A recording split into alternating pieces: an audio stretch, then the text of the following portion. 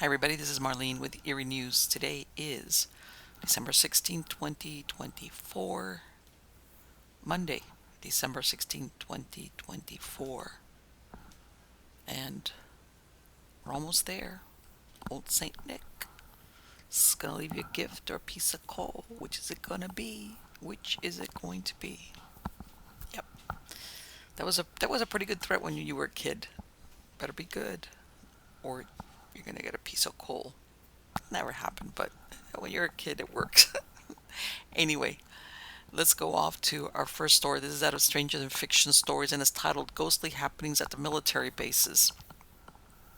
You hear a moan and realize that it's not the wind or your imagination. So, who or what was it? Throughout the years, ghost stories have persisted on U.S. military bases in the Pacific. Yongsan Garrison, Dragon Hill Garrison, South Korea. The garrison served as headquarters for the Imperial Japanese Army in Korea from 1910 to 1945. U.S. military forces were stationed there until 2018. Prior to this, the land was used for a military facility under the former Korean kingdoms. It was used in 1882 by the Qing troops. During those times, it was mostly undeveloped land on the outskirts of Seoul. The dark-colored brick buildings are the older ones used by the Japanese, and the U.S. 8th Army was headquartered there. Directly across are buildings that date back to the 1970s. There is one building that has been dogged by ghostly rumors for years. One of those buildings, near the gas station on the garrison's south post, has been surrounded by rumors for years. It's a red brick building situated in the center of the complex of offices. Many complain of feeling the hair on the back of their neck stand up and getting a weird feeling when they're in the area. During the occupation, it was a prison, and the entire compound was surrounded by a crumbling wall. Some think that it was a prison's administrative office, but others who have worked in the building think that it was the prison's crematory, where corpses were disposed of. There's never been confirmation of this, but for those who had night duty around the building, none is needed. The shadows they saw was enough. In 2017, it was decided that the U.S. Army was leaving Yongsan Garrison for Camp Humphreys, 55 miles south of Seoul. These are stories of personal experiences that were posted online. Quote, "This all happened around 2012. I just got stationed at Yongsan Garrison after completing my initial Army training. Before I left to my first duty station, I went on leave and got married. At 20 years old, that seemed like a great idea, but I digress. I had a few friends that I knew from training and even shared a room with one. With our group of 4 to 5 friends, we spent every paycheck going out and drinking until the sun came up. I just got internet in my barracks, so I didn't have a Wi-Fi router, and I had an Ethernet wire attached to my laptop temporarily. I would Skype my wife every night, and as I'm sitting there bullshitting, she asked me, 'Who was that?' Really confused, I just responded with, 'What? Who?' We had a rough past in our dating, and so needless to say, she started getting irritated with me and kept asking who was in my room. The way our room was set up was my bed in the middle, where our wall lockers that were about 7 feet high. For those who don't know what wall lockers are, they're just wardrobes. So just to prove there was no one in our room, I shoved the laptop around as much as possible the 6-foot cord could go. So I sat back on my bed and she told me, 'I saw a shadow in front of you and a hand on your stomach.' To this day, I can't explain what it was, and I was no saint, but there was no one in that room with me. My roommate walked in around 20 minutes later, in between the arguments, so I filled him in on the situation. He laughed and told her that if anyone was bringing a girl into that room, it was him. So that was the first situation, and weird. So time went on. About a month later, we had gone out drinking as per usual. My roommate didn't go out with us, and I came home after midnight, after the night out. I woke up and directly laying next to me is a folded shirt, very neatly folded. I took up and my roommate had a suitcase on top of the wall locker. It's open. I come out of my hangover and I yell to him, 'Hey man, is this your effing shirt?' To his surprise, he gives me the what WTF look. So that was weird. Only him and I talked about it. There are a few other things that happened, like objects falling by themselves. The most solidifying story, if it was when we were all hanging out drinking some beer playing Call of Duty. This was when Modern Warfare 2 was at its peak. So we're all playing the game 2 versus 2. The game pauses as we're choosing a new map to play on. All of a sudden, I hear some whispering right in my ear. No idea what was said, but it was definitely a woman's voice. I set the Xbox controller down and I said, "I think it's time for a smoke break." Everyone agreed. We went out to the smoke pit, silence. Not a word was said for 5 minutes. And me being me, I said, "So, we all know why we came out here?" A couple of yeahs and head nods went around the 5 of us. A few more things happened there. South Korean bases have a lot of history from the Korean War. We all felt it in those barracks. I'll add another little story from what a buddy of mine told me during that time. I was at formation, the usual cold 0600 BS. In my platoon, a buddy was anxious to get my attention. He said, hey, I've got something to tell you." In my usual hungover confusion before a run, and didn't think much of it. After PT ended, he came up to me again and said, "Some weird shit happened in my room." He continued, "Every single night, I lay my electronics on my nightstand, the phone, iPod, whatever else. Well, I wake up in the middle of the night and couldn't find anything. I searched every drawer in the second drawer where he stored some clothes, I guess. My shorts were pushed back and my electronics were in there. So, I was not the only room to be affected by the ghost or spirit." End quote. Camp Zama, Japan. This U.S. Army post is 25 miles southwest of Tokyo. The chapel at Camp Zama is reputed to be haunted. Doors open and then slam shut by themselves. Lights are switched off by unseen hands and weird presences are felt in the rooms. Those who have worked in the chapel speak of footsteps heard through the halls late at night. Others describe hearing disembodied voices speaking in Japanese, as if they were giving orders. Personnel try not to be the last one there for the night. The Japanese Army Academy was originally on this site. Camp Zama also housed an emergency shelter for the emperor, and to this day it has been maintained by the U.S. Army garrison Japan. There are stories of the emperor's ghost being seen. The Camp Zama Theater Workshop is one of the few remaining buildings from the pre-occupation era. It is a large hall that was used for ceremonies by the Imperial Japanese Army. There are sightings of several different apparitions, including a slim boy who is said to steal items. Some believe there are apparitions that date back to when Spain established missions and a trade route with Japan in the 16th century. Quote, "I read the experience sent in by the assistant chaplain who was stationed at Camp Zama, Japan during the 1980s. I felt the need to share some experiences while I lived there from 1987 to 1994. I lived at Sagamihara Housing Base and worked at 69th Finance at Camp Zama. Before I tell you the scary stuff, I will start with the slightly weird. Several times while at work by myself, I would get the feeling I was not alone, but not being able to see anyone or thing, I would just think to myself that I was just imagining things and would finish my work and get out of the building as soon as possible. On several occasions, I did see someone walk by the open door, and thinking that it was my assistant who came in early like me, I would wonder why he didn't come in. Each time I got up to investigate, there would be no one in the building. There was no way anyone could get out of the building unseen, because they would have to walk back past my door. This never really scared me at the time, but I always wondered how they did it, and who it was. It wasn't until about 1992 that I'd heard about the history of others seeing apparitions of sorts, so I'm sure it wasn't just my overactive imagination. The only time I was ever really scared was when I was at home. I had to quit sleeping in my bedroom because of all the terrifying activity going on day and night. I was seriously thinking about getting psychiatric help, but I kept telling myself it wasn't real, and since I knew it wasn't real, I probably wasn't too far gone. I don't know how many times I was awakened from a sound sleep because I could feel something sit down on my bed. I had a water bed and I could actually see the imprint of something sitting there, and the mattress would move and the water would slosh, and I would be up and out of there. It didn't happen every night, and even though I knew what I saw, I didn't let it get to me until I started waking up to some type of entity physically on top of me. It was so horrible I can't even say what it was doing to me. I wouldn't be able to move or speak until it was done with me. I kept telling myself it had to be a dream, even though I know I was awake.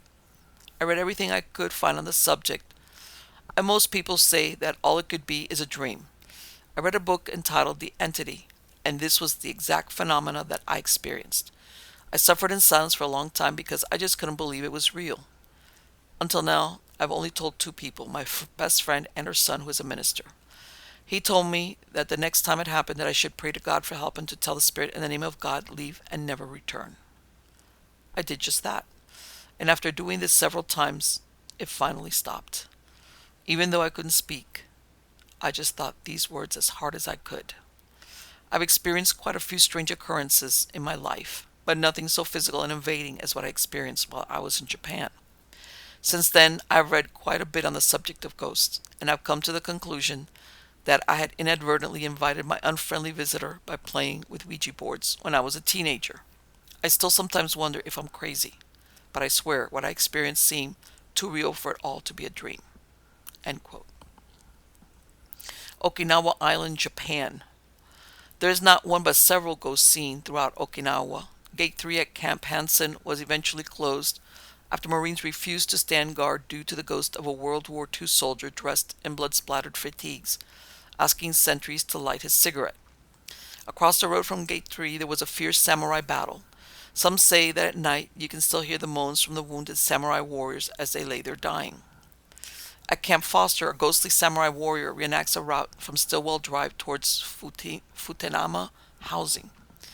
At Kadena Air Base, there was a small house number 2283 that sat behind the Kadena USO. The single-unit family home was built in 1952 and sat in a residential area reserved for mid-grade officers and civilians of comparable rank. The story told us in the early 1970s there was a murder-suicide where the husband, who was an officer, bludgeoned his wife to death and then killed himself. It was said that the circumstances of the tragedy were hidden and that a new family was quickly moved in.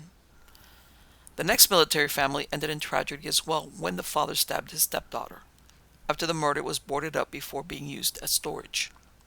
Passerby claim hearing the sounds of children crying, strange laughter, and seeing the ghost of a lady washing her hair at the sink of the abandoned house.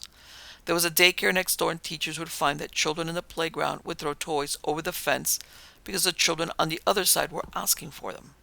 Curtains would be seen moving even though the house was empty. After nightfall, it was occasionally seen with a sickly greenish glow about it. On October 31st, 1994, Jane Hitchcock, a paranormal investigator, staged a seance inside the building.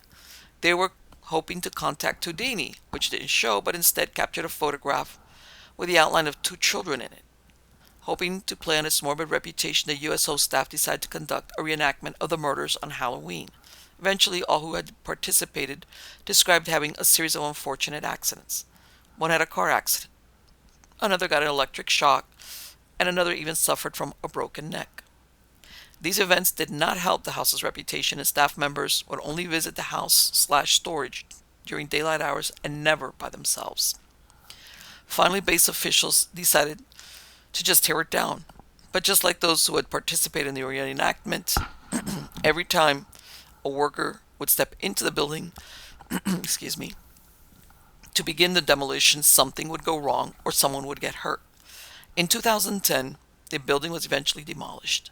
The only thing left now is part of a wall fence surrounded the house. The grassy lot is vacant. No evidence has been found about the death that allegedly took place at number 2283. But still, it's hard to explain why the structure was demolished. Right across from where the house stood, there is a tomb that belonged to an Okinawan that lived long before the Americans established the base after World War II. Human bones were still inside it along with copper coins. This could definitely be the source of the ghostly sighting of a samurai seen riding down the street where 2283 was situated. This subtropical island has a very dark and tormented past. There's an area known as the Suicide Cliffs. At the end of World War II, the Japanese military told the Okinawans that the American Marines would rape, torture, and kill them if they were captured. Many of them decided to throw themselves off the cliffs surrounding the island in order to escape this fate. Those who refused to commit suicide were killed by the Japanese military after being accused of being spies. Bolo Point, also known as Cape Zampa, is one such spot where many jump to their final fate. Excuse me. Their faces are said to be seen in the waves below the cliff, beckoning the living to join them. In a cave called Chibichiri-gama, 140 Okinawans hid out. 85 of them died. Those who were lucky had poison they could ingest. If this was not available, even then a family member would be tasked with killing their loved ones and then dispatching themselves. They had no choice, as they were told that they could not be taken prisoners by the Americans. What is it about this base that draws these forces to it? Is it the violent past of the area or something else? Whether these stories are urban myths or in part truth, base personnel don't like to discuss it. What is undeniable is that this base remains one of the most haunted locations in Okinawa. Quote, "Hi, I'm a military wife living on a marine base in Okinawa, Japan. We have lived in our present apartment for 2.5 years and I've experienced a few weird things. It began with the also common doors slamming and opening, and moved to something more real. My husband is a skeptic, a have to see it to believe it kind of person. Well, we heard something together one night that we can't explain. I had put our 3 small children to bed and shut all the bedroom doors and the door to the living area. Our living area couch faces away from the door. My husband and I were sitting there watching a movie when about 15 minutes later we heard the doorknob rattle and the door open. Then we heard our 3.5-year-old daughter timidly call out, 'Mommy?' Well, I tossed my hands up in the air and proceeded to scold her for getting out of bed. I turned to find the doorway empty. So I got up expecting to find her behind the door or scurrying down the hallway, but instead found an empty hallway and all the doors shut. So I checked her room to find her snoozing heavily tucked into her bed, as were the other 2 children.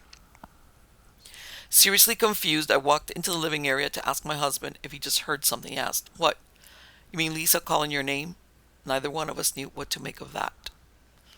After that, one occasion, I could see the reflection of something moving behind me in the steel cabinets in my kitchen.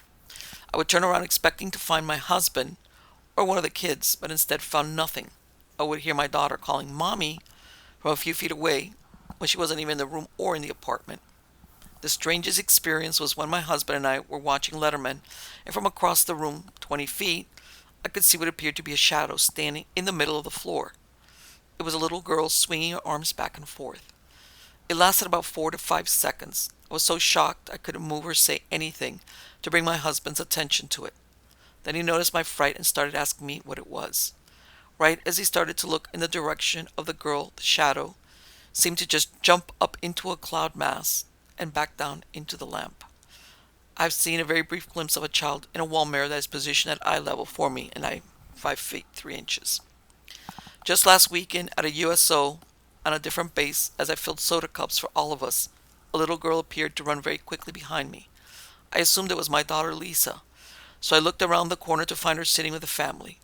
I went back to the soda machine, and it happened twice more. I don't know what to make of it. Is it a ghost? Is it a projection of my daughter's spirit? She has a very strong personality. I just don't know. I don't get any evil feelings from whatever it is, but it's strange nonetheless." End quote. Banyan Tree Golf Course Cave. Kadina's golf course was the site of a Japanese field hospital during World War II. During the final months of the war, Okinawan schoolgirls named the Lily Girls were conscripted as nurses in makeshift hospitals. The average age of the girls was 14 to 18, and with minimal training, they were sent to care for wounded Japanese soldiers with little medical supplies, poor sanitation, and too many soldiers to care for.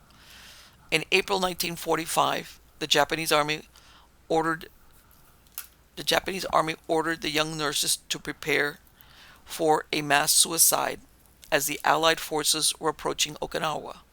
Survivors said they were told that if they were captured by Americans, they would be tortured and raped and then killed or imprisoned. Ruri Miyara, a surviving Lily girl, described where she and her classmates were given hand grenades and instructed to kill themselves. Miyara described the scene, quote, "We were told not to cough, not to make any noise, because the enemy would hear it. So whenever one of us was about to cough, we would signal each other and huddle together around her to let her cough. Then came the warning from the mouth of the cave and the explosion." End quote. Many of the girls did take their lives, sometimes accompanied by their families. The estimate is that hundreds of men, women, and children who were caught between the dishonor of surrendering to the enemy or committing suicide, chose death. These days, Okinawans won't go near the cave because the women are said to still haunt the cave and the nearby land. Prior to this, there was another area in Japan that developed a reputation for high strangeness, Mount Mihara. It all started on January 7, 1933, when two Tokyo schoolgirls, Miko Ueki and Kiyoko Matsumoto, leapt into the crater at Mount Mihara on Oshima Island, 50 miles southwest of Tokyo. The crater's sheer sides dropped down 1,000 feet, and the bottom was hidden in flames and vapor. The girls attended Yisen Girls Higher School. It was one of the most prestigious schools in Tokyo. First, Miko wrote a farewell poem to Masako, confessing to having planned the immolation since the year before. Masako tried to convince her to change her mind. Miko remained steadfast in her mission to kill herself, made her friend promise to keep her death a secret for 5 years. However, Masako did not keep the vow, and by breaking it, some believe a jinx was cast.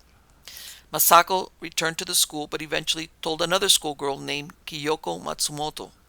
Kiyoko had no sooner heard the story than she insisted that she wanted to follow in the other girl's footsteps. She threatened Masako that if she did not guide her to Mount Mihara, she would tell everyone of the secret of Miko's death. On February 11th, Kiyoko jumped in. On a trip back down, police stopped Masako because some remembered seeing two girls go up the volcano, but only one returned. Masako told the story to the authorities, which was picked up by the newspapers.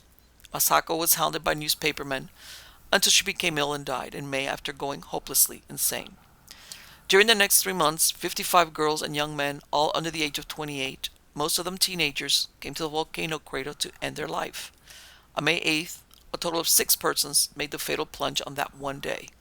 One young man even jumped in after someone threw out a dare. The police had prevented 150 other persons from reaching the rim of the volcano. By the end of the year, the authorities suspected the number had risen to 300, believing that many had snuck by the police. Prior to this, Kigon Waterfalls used to be the favorite spot for suicides in Japan. Maeda Point. The sighting of an old man walking around a tomb close to the water is not a good thing. The rumor is that when making his ghostly stroll, a body will soon be washing ashore on a nearby beach. This has earned him the moniker of the Prophet of Doom. There are reports of the specters of Okinawan women who try to throw visitors off the cliff. The point is infamous for being a place where many suicide jumpers flung themselves off a cliff. This location was also the site of an Imperial Japanese Army field hospital. Present day, the waters are visited by scuba divers, who have even come across the ghost of those who have plunged into the sea, as if they are on a treadmill of their last act of self-destruction.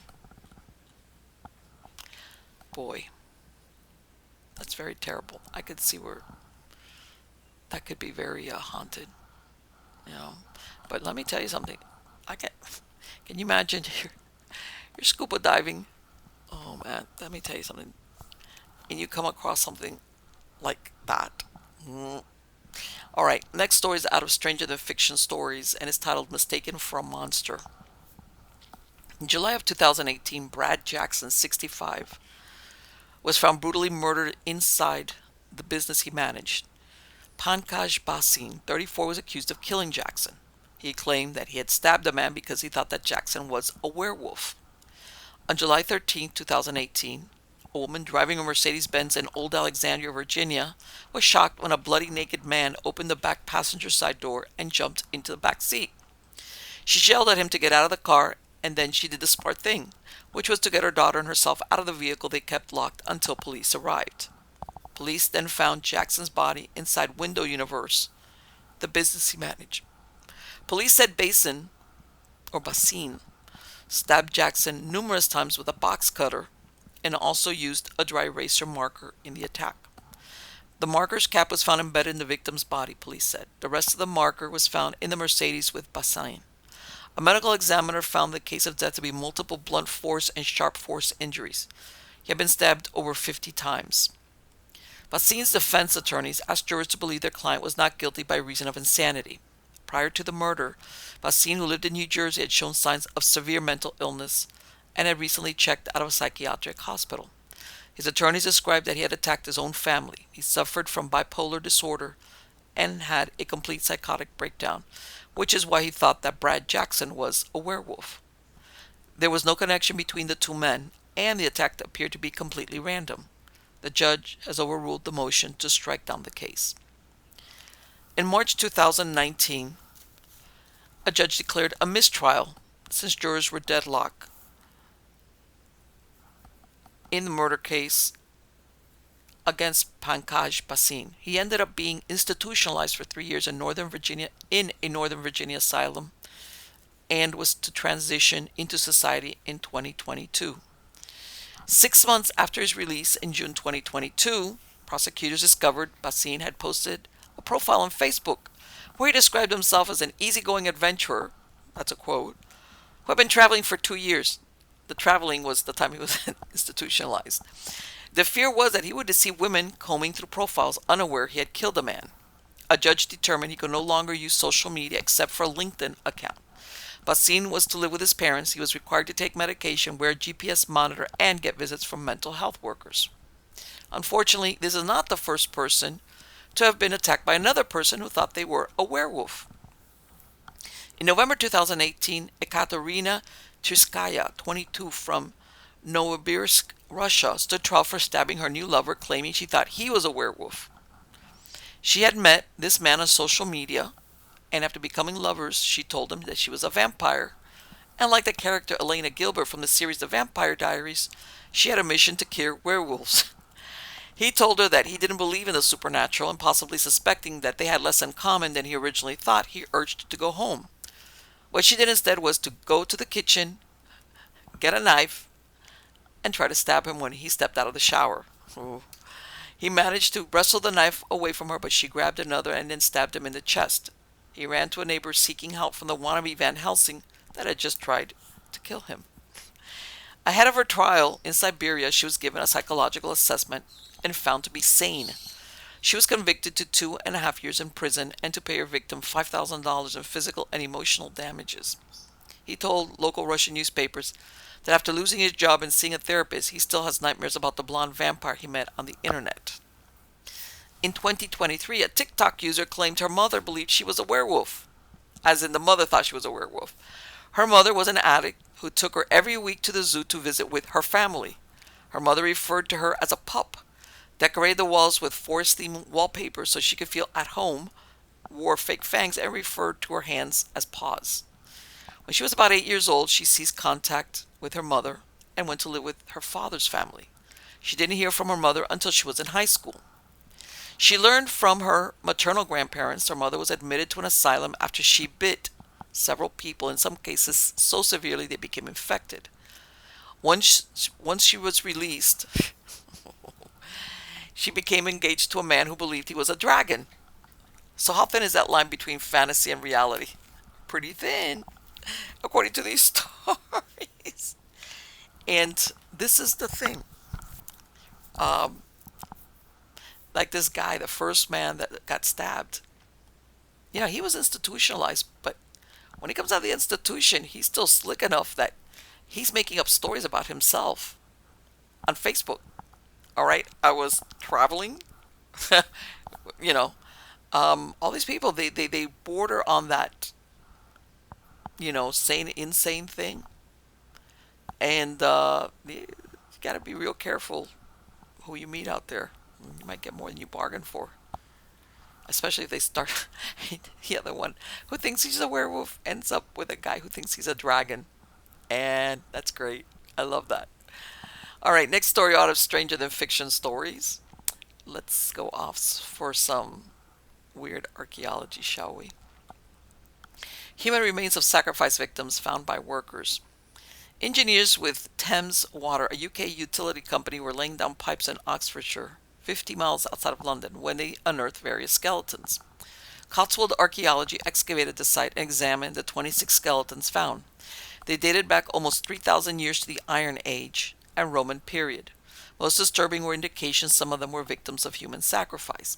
The archaeologists believe these remains are part of a settlement that were involved in the creation of the Uffington White Horse, a prehistoric chalk geoglyph located on a hill nearby. Historians are not sure if the figure represents a horse goddess, believed in by the local Belgae tribe or the Celtic goddess Epona associated with horses. Others theorize it could be a dragon and not a horse, a representative of the dragon slain by St. George. Found was evidence of dwellings, household items, animal carcasses, including a horse's skull, and personal items such as a decorative comb. Neil Holbrook, chief executive of the organization, said, quote, "The Iron Age site at Childry Warren was particularly fascinating as it provided a glimpse into the beliefs and superstitions of people living in Oxfordshire before the Roman conquest. Evidence elsewhere suggests that burials in pits might have involved human sacrifice. The discovery challenges our perceptions about the past and invites us to try to understand the beliefs of people who lived and died more than 2,000 years ago." One female skeleton at the site was found buried with her feet cut off and placed side by side with her arms bound behind her head. Another skeleton appeared as if the person had been decapitated, as the skull had been placed at its feet. Worldwide, there is evidence where ancient communities made animal sacrifices, but what would induce people to sacrifice another human being? Sometimes they were prisoners, other times it was to recover the favor of the gods after difficult times, or to make sure that they remained in favor or were victors in battle. A year after Hernando Cortez conquered Mexico, the Alquajas, part of the Aztec Empire, ambushed a Spanish convoy, killing and eating the captives over a 6-month period. But lest you think human sacrifice is something left behind in ancient times, in 2024, the Mulira Godfrey, a Ugandan man, was found with 40 human skulls, some of them tagged with names of the deceased. It's suspected he used them for sacrificial purposes, which is in violation of the Prevention and Prohibition of Human Sacrifice Act. Authorities also found animal remains and skins inside Godfrey's shrine located in the suburbs of the capital, Kampala. Cases of desecration or burial grounds are widespread in the districts in Buganda, Bunyoro, and Busoga, where such practices are pronounced. Godfrey claims he is a herbalist and traditional healer who inherited his spiritual powers from his deceased father. These practices are secretly passed on to inductees, like in the 2017 murder case, in which a skull of a child and 5 bodies, including one of a police corporal, Harriet Nabitaka, were found in a shrine in Kisoga village, Kayunga district. Employees of Muhammad Wamala testified in court that the so-called healer trained them and others in carrying out human sacrifices to appease the spirits. The Traditional Healers Association has distanced themselves from Godfrey. In July 2024, police recovered 17 human skulls from a shrine in Mapigi, which is about 25 miles from Godfrey's location. This one also had indicators of human sacrifice. Tabula Luja, who is accused of having a hand in the killing of a Buganda clan leader, Daniel Bosa, early in 2024, is claimed to own the shrine. There's a belief among the populace that magic charms made from human body parts will bring good fortune, to become rich, or to curse an enemy. The police crime report shows that the ritual killings nearly doubled from 46 cases in 2021 to 84 cases in 2023, and increased at about 17% per year. Many suspect there are more cases that are never recorded in the crime stats. The police reports show that crimes committed against people suspected to be in possession of witchcraft are among the major causes of mob action, murders, and destruction of property in Uganda. In many of the ritual killings, the suspects are often interested in the head, human blood, and the private parts of their victims. Despite laws that could land a perpetrator in prison for life, the crimes continue to grow.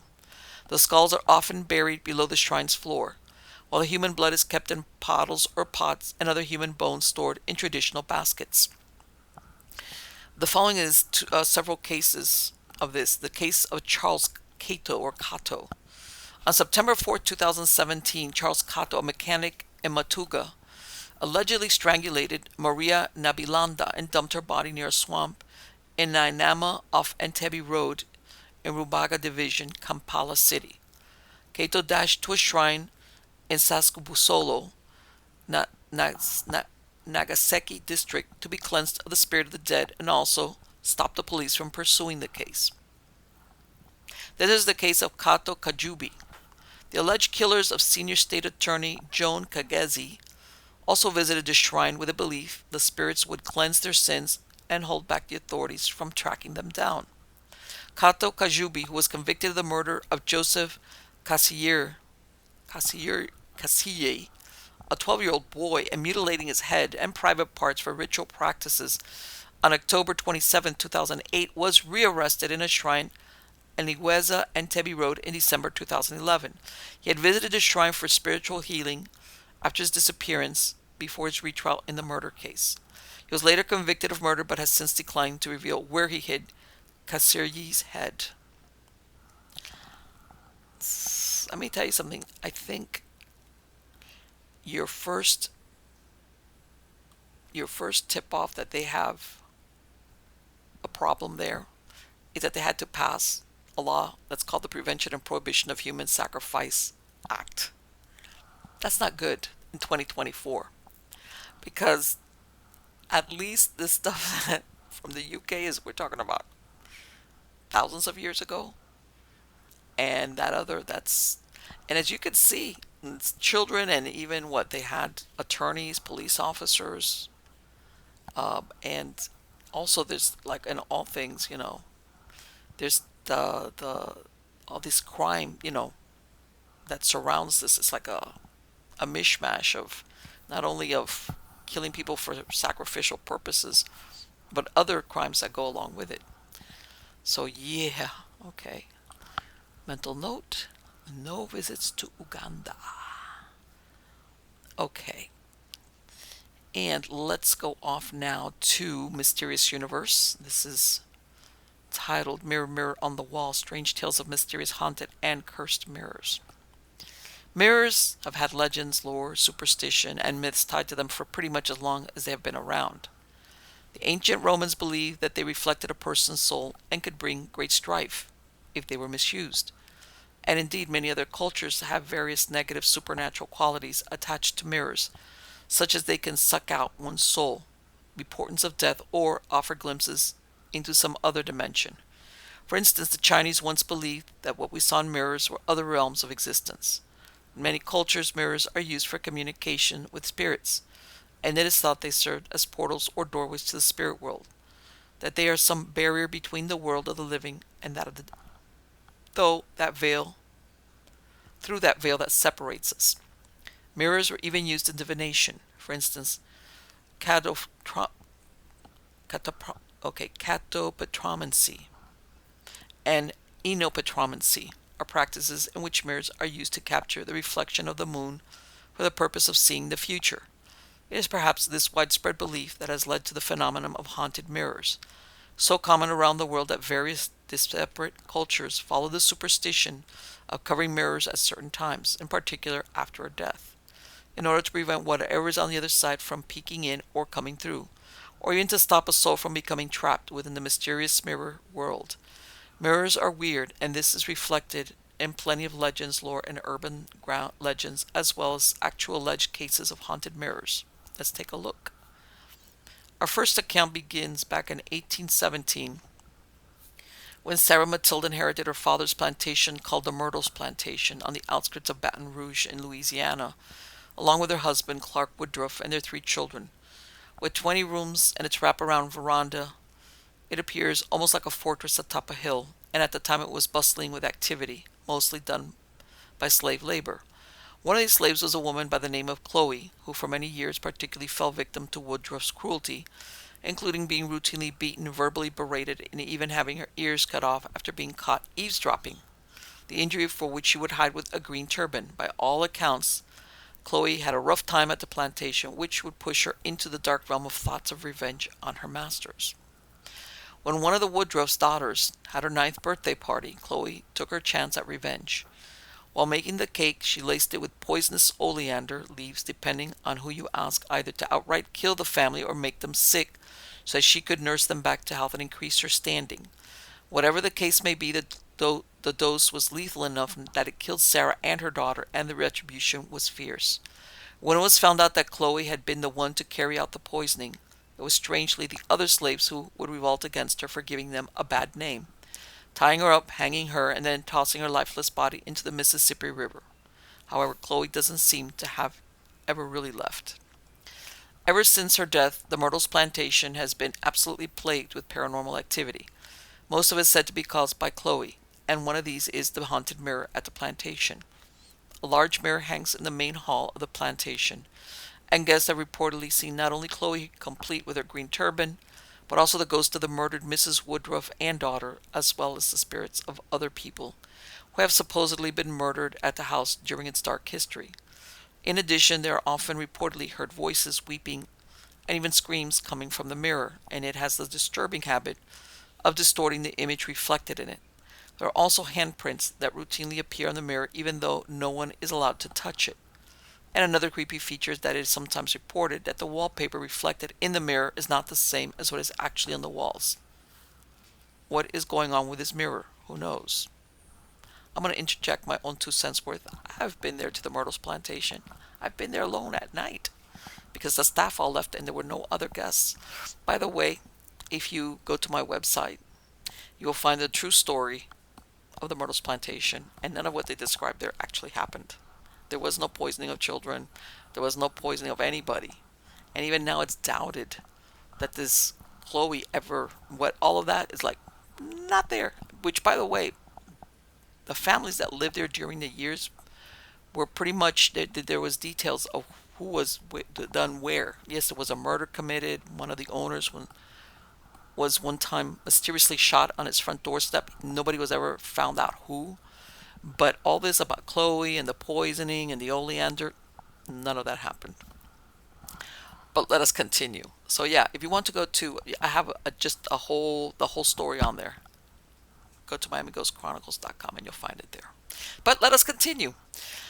All right. Another early account of a haunted or cursed mirror takes us back to the 20th century and the well-known actor Bela Lugosi. In his time, Lugosi was known for portraying Count Dracula in the horror film classic Dracula from 1931, Igor in Son of Frankenstein from 1939, and his roles in many other horror films from 1931 through 1956. Besides being a famous actor in his time, Lugosi was also allegedly heavily into the occult and the world of psychic powers such as ESP and clairvoyance. One of his odder practices was that of gazing at inanimate objects for long periods, a practice known as scrying, in particular using a grand mirror he owned in order to gain messages from spirits from beyond. When Lugosi died, the house was owned by criminal lawyer and part-time producer, director, writer, and actor Frank Salteri, who was mysteriously murdered in the room where the mirror hung, only adding to its ominous reputation. The mirror now hangs at the Museum of Ghost Adventures host Zach Bagans, where it shows ghostly images and has even been claimed to cause adverse physical reactions in those who peer into it, to the point that it has even been claimed that 9/11 has had to be called in the past. Is any of this true, or is it all just a spooky story? All I know is Bela Lugosi was buried in his vampire costume. Okay, Bella. Another supposedly cursed and haunted mirror in the possession of a paranormal museum is the Dark Mirror owned by Greg Newkirk and his Traveling Museum of the Paranormal. One of the most terrifying tales of a supposed haunted mirror in modern times revolves around a type of mirror used for scrying. That is, as already stated, using certain surfaces, usually reflective ones, in order to divine information from the spirit world. One form of scrying involves the use of what is called a black mirror, essentially a mirror that has had its surface coated with black paint to make it opaque or a solid dark. If one knows what they are doing, they can supposedly go into a trance and gaze into the black surface, where spirits will appear to them and even communicate with them similarly to a Ouija board. It is considered by some to be a rather dangerous way to contact the spirit world, as the black mirror is said to act sort of like a portal, and there's very little one can do to control what comes in or out of it. Those who have used black mirrors have told of having migraines or other health issues, seeing demons, having potent nightmares, and experiencing violent paranormal activity. And these objects are generally considered to be not for novices. By the way, one of the another way of doing the black mirror scrying is water reflection in the nighttime. So basically, you're looking into a reflection that's dark because it's reflecting. Of course, don't do it around ambient light, but that's another way that one is potent, by the way. A black mirror made of water at night. Well, let's continue.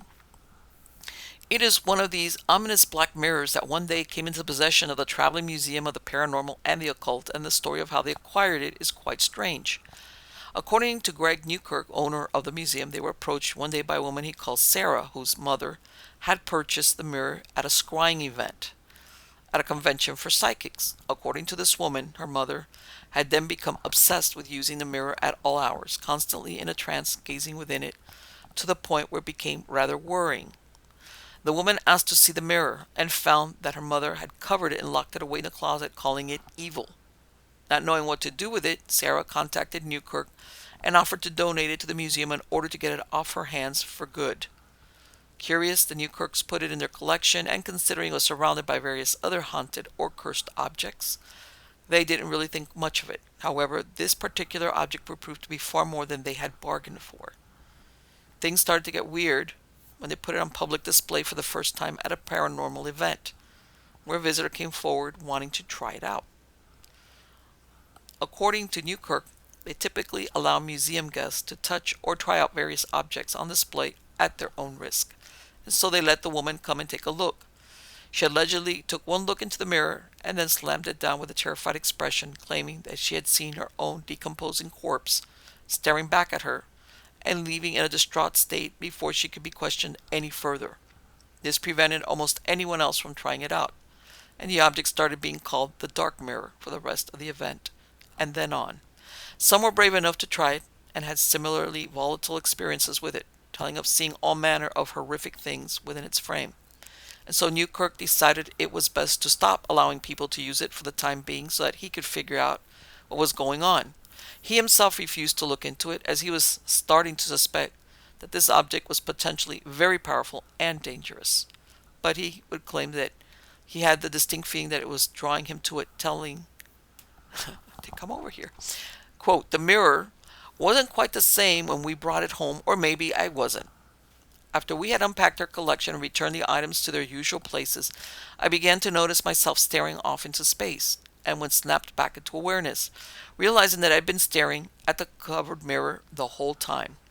I'd started to feel a strong urge to gaze into the black glass.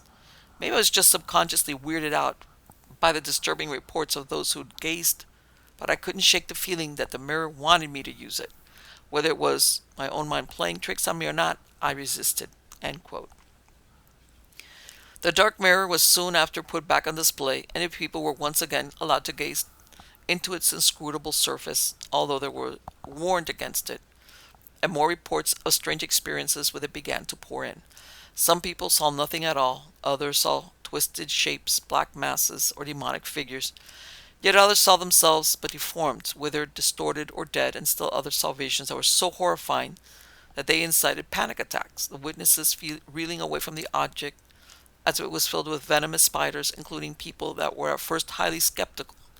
Some of these witnesses also described feeling a sort of electrical current flow through them as they held the mirror, headaches, dizziness, and in one case a woman who said that her mouth had filled with a taste of blood. Animals also reportedly would not go near it, with Newkirk's own cat staying well away from it and often staring at it with a look of confusion. And it seems that every night the mirror would be covered, only to be found with the veil removed every morning. When Newkirk set up a camera to aim at the mirror at night, the memory card was mysteriously erased every time. It's really funny because there's nothing that attracts people to do something than to say, don't do it. It's like, oh yeah? Oh, that mirror? It causes horrifying visions? Of course I'm going to look at it. Let's continue. These incidents with the mirror continued and seemed to get more intense as time went on. Paranormal investigators who came to look at it were made believers when they stared into it to see all manner of frightening things that incited everything from exclamatory profanity to visible terror, and it supposedly tends to freak out just about everyone who dares look into it. To make it all worse, Newkirk has claimed that the mere presence of the mirror seems to magnify the properties of the other haunted objects in their possession, and all of this was enough to make them decide to take the mirror off of display and keep it tightly wrapped and locked away in a chest with a crucifix and rosary. What is going on with the dark mirror?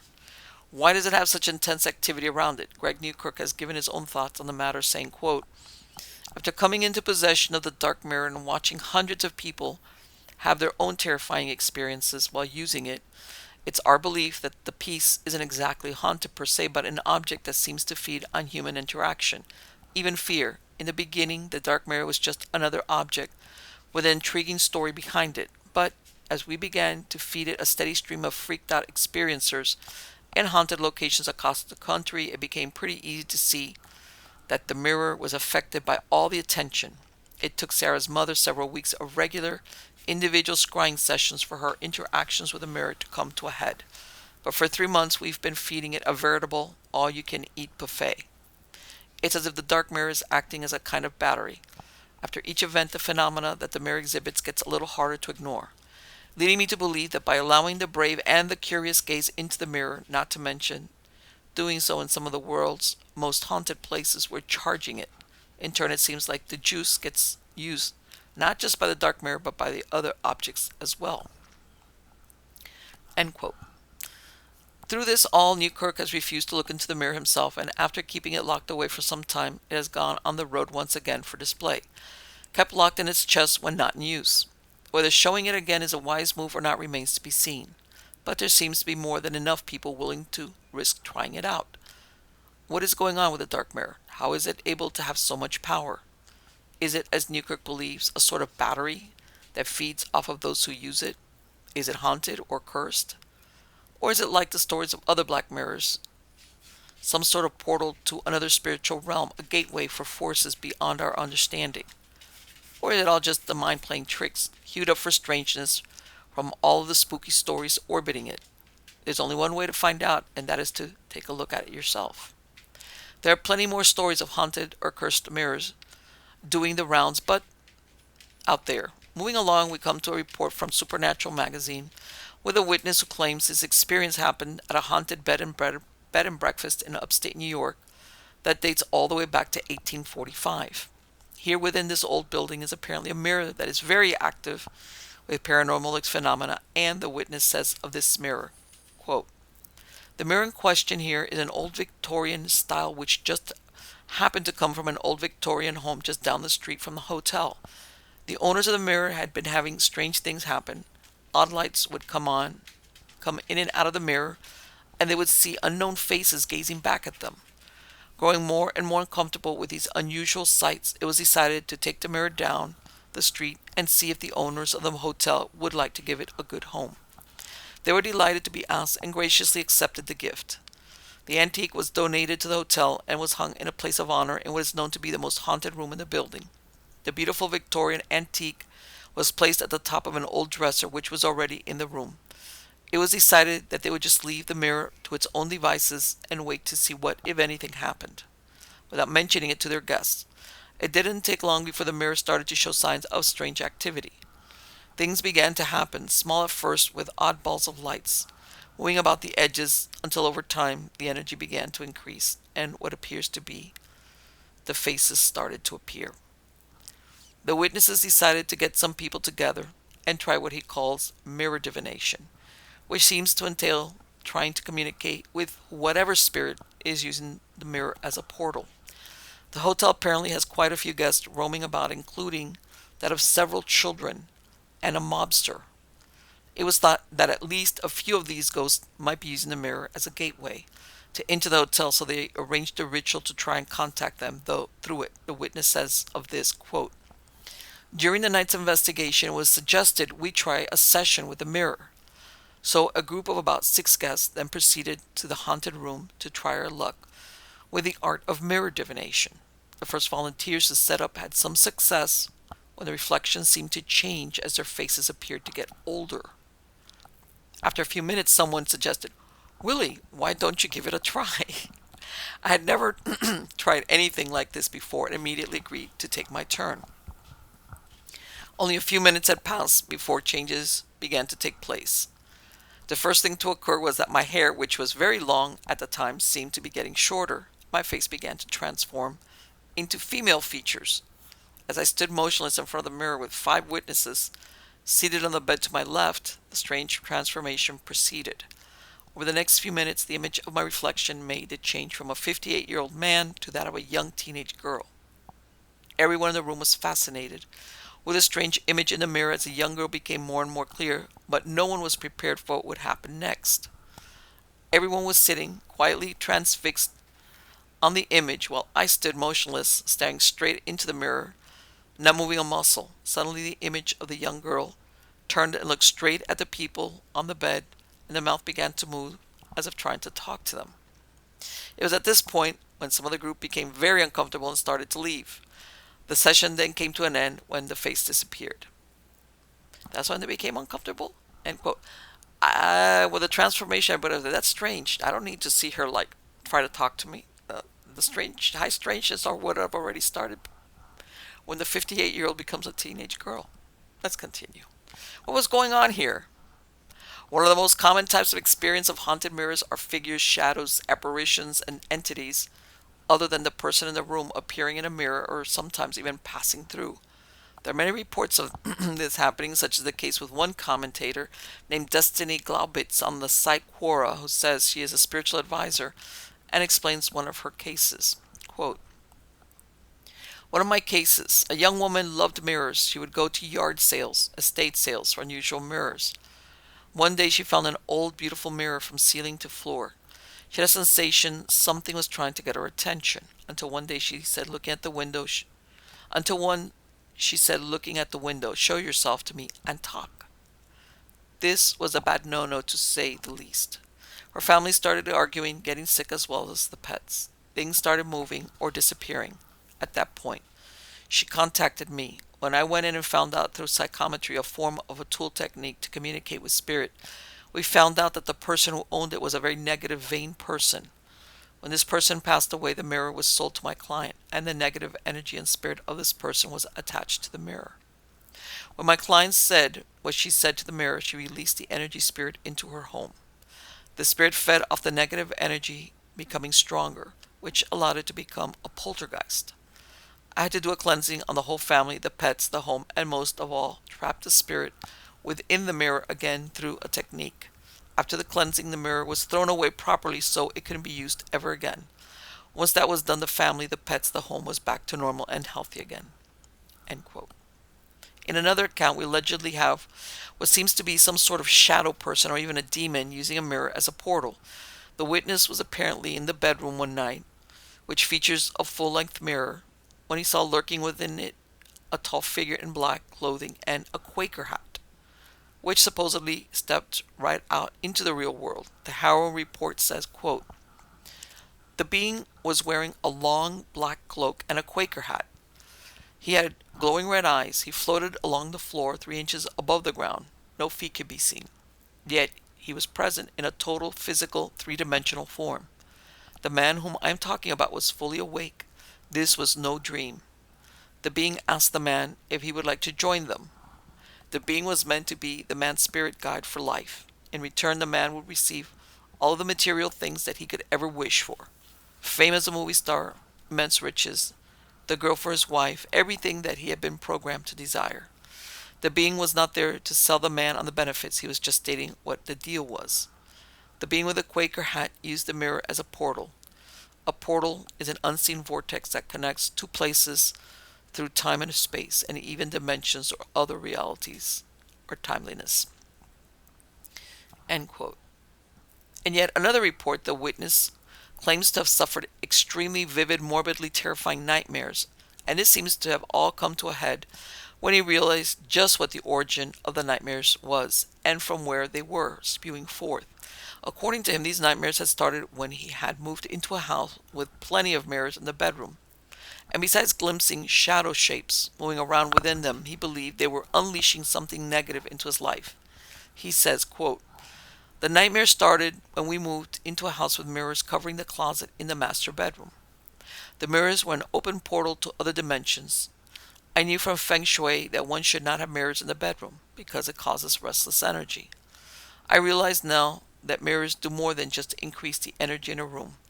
They let in evil spirits. We were renting, and because the mirrors were on folding doors of the closet, I could not work out how to cover them, and did not realize at the time how important it was that I do so. Then a year later, when we moved into another house, the one we are in at the time of writing, I hoped that the nightmares would stop. They did not. This time, while there were no mirrors in the bedroom, the idiots who designed the house did not put a door between the bedroom and the bathroom, just an open arch. Since we were renting, there wasn't much I could do. Part of the large vanity mirror looked almost directly into the bedroom, and I ignored the part of my mind that told me it was important to do something about it. Once I realized that the bathroom mirror was letting something in that was causing my nightmares, I had two choices: cover up the mirror or put Bible verses on it, similar to the way the mezuzahs protect doorways. End quote. Another quite frightening account of a haunted mirror comes from pagans and witches from a witness who says that her sister had moved into a house that had quite a lot of paranormal activity within. Shadowy apparitions, light bulbs exploding for no reason, disembodied footsteps, anomalous odors, all this and more became common occurrences. It got to the point where she could not sleep alone at night, and she finally decided to move out of the accursed place, convinced that it was haunted. It then became apparent why, as there was an old, apparently haunted mirror stored in the attic, of which it is said, quote, "The time finally came for Sally to move out. She began by moving all her furniture into the family home. A lot of the furniture belonged to both my grandparents and the previous tenants. One of these was a big, beautiful oval mirror with a white frame. It was being stored in our hallway for the time being, along with some other furniture. One day, I was sitting in my living room when I heard a loud crash. Sally, who had already moved in, and I went into that hall where my father was standing at the end. 'What happened?' I asked. 'The mirror broke,' he said. 'It just collapsed.' The mirror had fallen on its own while he was in another room," he said. "He took it outside and placed it in the trash. Then he came back in and asked Sally if she wanted to keep the frame. 'I found this too,' he said, 'behind the glass.' He handed her a piece of paper. It was a news article from 1985 about some football match. The whole article, however, was written in Italian. That's when Sally remembered Scopata. I asked where the mirror had come from. Did it belong to our grandparents, a previous tenant, or did she buy it herself? 'I found it in their attic,' she said. 'I took it down and painted it and hung it in my room. My father told us it belonged to the mother of the last tenant. Let's call her Maria.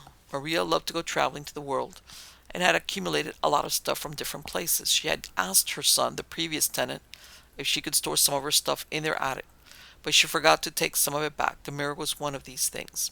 End quote. In a report from Reddit user, the witness claims to have had paranormal experiences while staying in the master bedroom of a relative's house, including disembodied whispers, shadow figures lurking about, and waking up with mysterious bruises on the body. The witness says, quote, "I am not sure if it was shadow people, a ghost, or poltergeist, more specifically, that I was dealing with, but whatever it was very hostile. I lived there for about a year and ended up moving into a new apartment right before the pandemic started. Things were pretty normal here up until the last 2 weeks. I could feel things getting tenser in the air around here, but didn't think much of it. Then I was startled awake by a grown man standing next to my bed that I had never seen before, who I believe wanted to harm me. It took me 3 hours to calm down after that because it was so realistic. He was standing between me and my mirror. I blinked a few times and he vanished, but that scared the hell out of me. So I started researching online, and it turns out that mirrors next to your bed are a big no-no because they can act as a portal to the other side. I also had that same mirror next to my bed in the old house where this activity started occurring the first time. I had seen many shadow people before since I was a kid, but this is the first time I had seen someone that was so realistic. I actually checked my apartment over after to make sure there wasn't an intruder. As a precaution, I'm going to throw away the mirror. I have also placed black tourmaline and many other protective crystals around my apartment and put some salt down in my room. But even moving the mirror to another location has seemed to lighten the energy in the bedroom tremendously. Hoping to completely clear out the apartment of whatever it was in the next few weeks, and I will never place a mirror next to my bed ever again." End quote. This harkens back to a custom in the Victorian era when mirrors, especially ones in the bedroom, were routinely covered when not in use to prevent entities from stepping through them into our world. Another Reddit account comes from a user who says her experience happened shortly after moving into a furnished rental apartment with her roommate. The apartment featured a mirror on the wall opposite the fireplace with a mirror above the mantel. The witness explains, quote, "The mirror opposite the fireplace came from the basement and was hung up by the girl that lived there before I moved in. So I take the mirror off the wall, and as we are putting our TV in that spot and prop it up against the wall, perpendicular to the wall, it was hung until we can figure out where to put it. This is when we started to notice the weird things happening and hadn't quite realized the mirror could be the issue.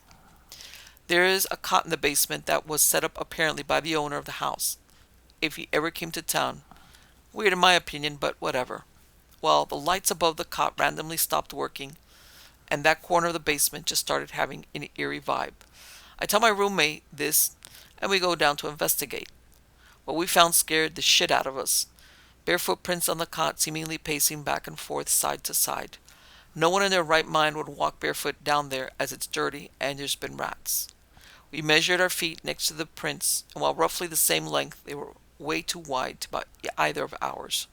A couple of days later, I'm down in the basement doing laundry. I make my dog come down there with me because it's so creepy. He wouldn't stop staring at the corner containing the cot, and I felt I was being watched. A moment later, the lights above the washer and dryer started flickering, so I got the hell out of there.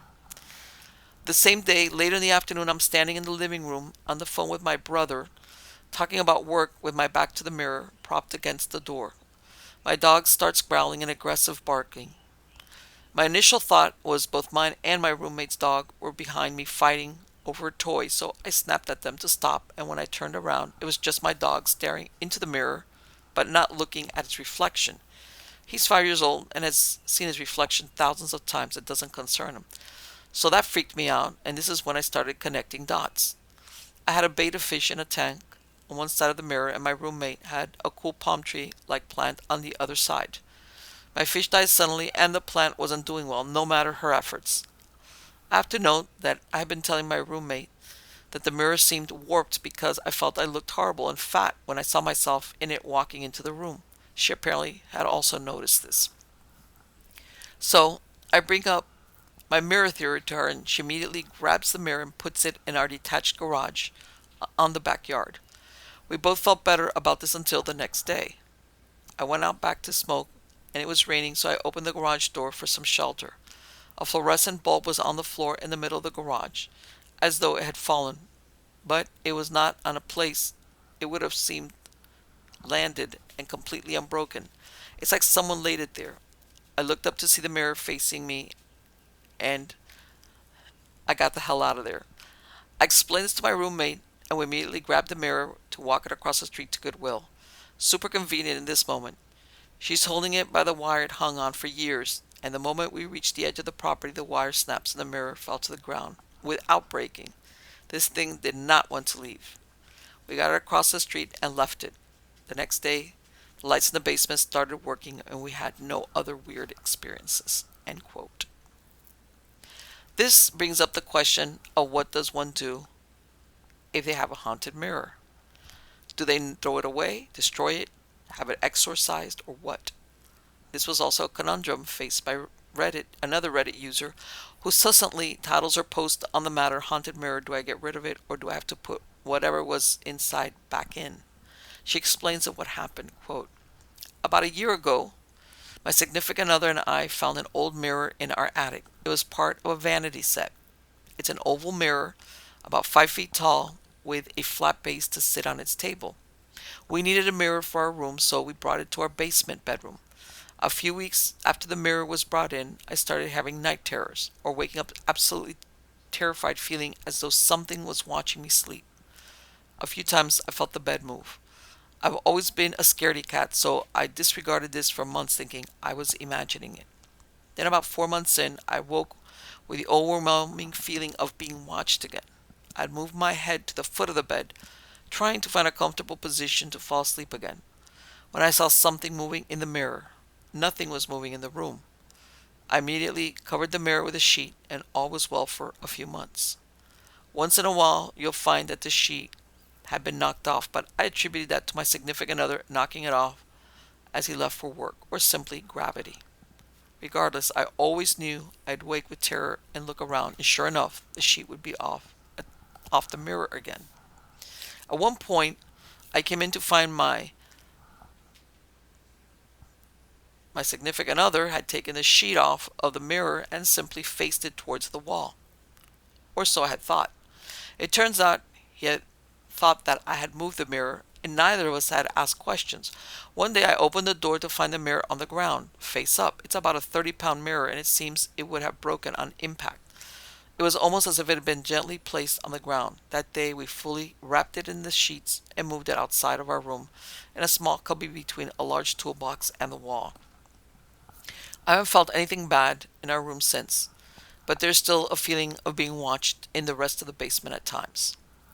This morning, for the first time ever, the door to my bedroom opened and closed again as I watched. The mirror is only about 3 feet away from the door. I can only imagine this has something to do with the mirror again. Do I get rid of the mirror and call it a day? Or do I have to put whatever was in the mirror back again before I do so? I don't know what to do. Please help us. End quote. What do you think? This is all spooky indeed, and there is the prevalent belief among paranormal enthusiasts that it is always best to get rid of any mirrors left behind by previous tenants, precisely to keep this sort of thing from happening. Such spooky tales and accounts are numerous, and there are so many bizarre paranormal phenomena blamed on mirrors that many paranormal investigators actually go about covering them or making sure they are spiritually cleansed before proceeding. Considering the plenitude of stories and the various pieces of myth and lore surrounding mirrors, it seems worth considering just why this might be. Is this because spirits are truly drawn to such objects, and they are truly doorways to other places? Could they perhaps provide passage from other dimensions into ours, as many ancient people once believed? Or is it merely tricks of the imagination and perception within these reflective surfaces? Why should there be so much lore and mystery surrounding mirrors? No matter what the answer may be, mirrors have and will probably always continue to conjure up stories of the weird and the paranormal. And it gives me something to think about the next time you are looking into one. You never know what might be looking right back. And one time, there was a paranormal group I worked with, and one of the she was a parapsychologist, and she went on to work specifically with malevolent or demon-related cases. And she said that usually one of the things that they had heard about, and again, was that hanging the mirror on a wall, that in other words, if you hung the mirror on walls within the house, you were fine. But if you hung a mirror on a wall where the other side of the wall was to the outside, that's when it could become a portal of some type. Okay, I think this was based on some of her research, that apparently it's also the placement of the mirror itself within the house. Now, real quick, this is if you want to go to as far as the Myrtles plantation. I was there, and let me see if I have it here. This right here, for those of you watching the video version, this is the mirror. This is a very famous mirror inside of the Myrtles plantation, which it has to say, and I'm going to read directly from what's on my site. A mirror located in the house supposedly holds the spirit of Sarah Woodruff and two of her children. According to customs, mirrors are covered after death, but legend says that after the poisoning of some of the Woodruffs, this particular mirror was overlooked. The uncovered mirror reportedly trapped the spirits of Sarah and her children, who are occasionally seen or leave their handprints in the mirror. The prints may have been left by workers replacing the glass or resilvering the mirror. All right. And when you go there, you could tell it's an old mirror because some of the staining. But again, we come back to the original, which is the Sarah Woodruff